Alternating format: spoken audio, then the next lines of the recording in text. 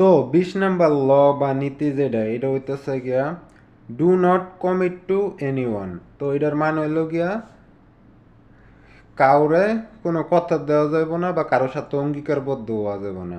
আর এটা হইলো গিয়া বোকার কাজ যে অতি সহজে কারো পক্ষ নেওয়া বা কারোর সাথে কথা দেওয়া।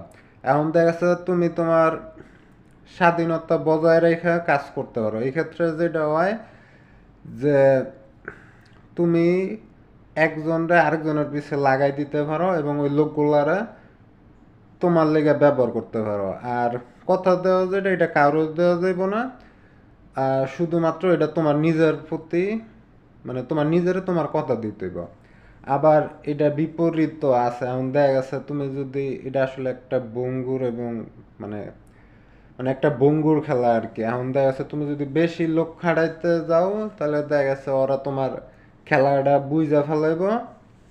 আর দেখা গেছে তারা তারা দলবদ্ধ হয়ে তোমার ক্ষতি করব।